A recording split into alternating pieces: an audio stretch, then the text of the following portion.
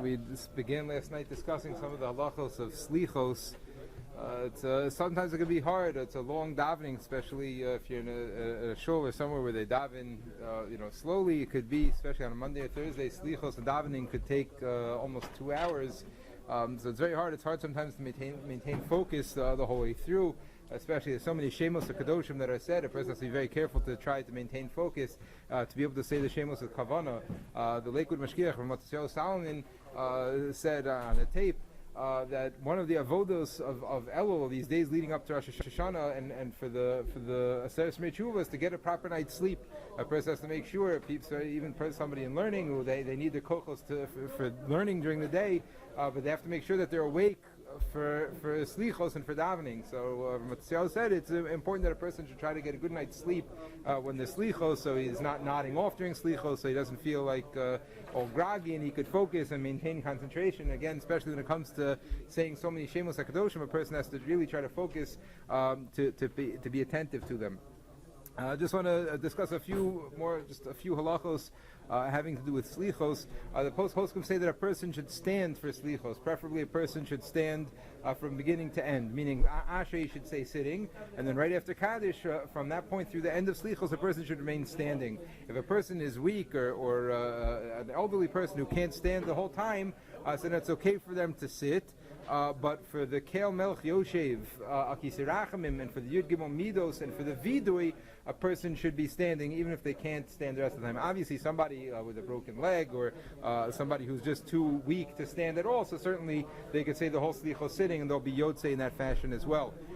Just another note that we mentioned, I believe last week in a different context, but it's important to note that when saying the Vidui, the halacha is a person is supposed to be hunched over, is supposed to be bent over when he says the Vidui, but a person has to be careful not to lean on a stender, to lean on the table, because if he's leaning too much, then it doesn't have a din of standing, and the halacha is a person should be standing for the vidui. So a person should bend over but not lean on anything, and certainly this is important in the Shmona Esrei when we say the vidui on Yom Kippur, when it's in the context of a Shmona Esrei. So there certainly a person should be careful not even to be leaning a little bit, since he still is Omid B'fnei HaMelech, he still has a din of standing in Shmona Esrei. So that's the halacha that the poskim say a person should be careful about. I mentioned in the past when we spoke about Selichos before Tisha B'Av that, or maybe it's Shiras B'Tammuz, that I was speaking one time with the Shalom Kamenetsky, and he said over Shem Rav Yaakov Zatzal that in davening Selichos, if a person is in the middle of a Selicha, let's say is in the middle of a certain Pismon or in the middle of a certain Selicha, and the Tzibur goes on, so he should stop and say Kel Melech Yoshev with them and say the Yud Gimel Midos with them.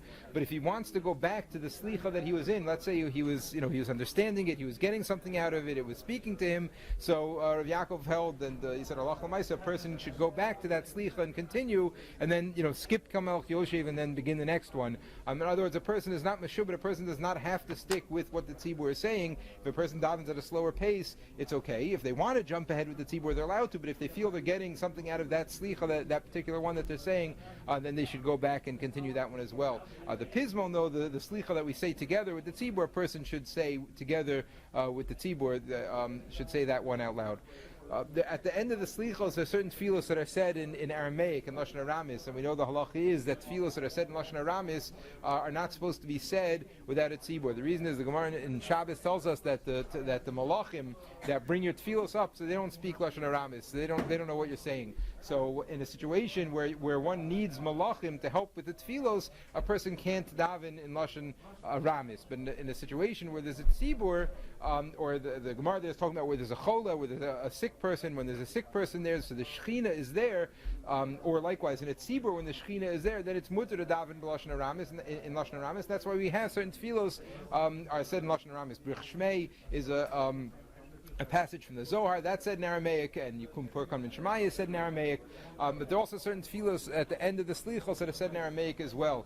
So the poskim say that a person, even if the tzibur is not saying them at the same time as the person, let's say a person is davening more slowly at the end of Selichos over there, is saying longer viduyim, and by the time he gets to the Machzeh, when he gets to that point in the Selichos in Aramaic and the tzibur is not there, he's allowed to say it. Rosh Zalman says, provided they haven't yet said Kaddish. Other poskim are mistapik. They say they don't know. Maybe even if the tzibur has already said Kaddish and totally finished, a person should continue. However, Rosh Zalman Zatzal said that once the tzibur has said Kaddish, a person should not continue saying the Aramaic Selichos.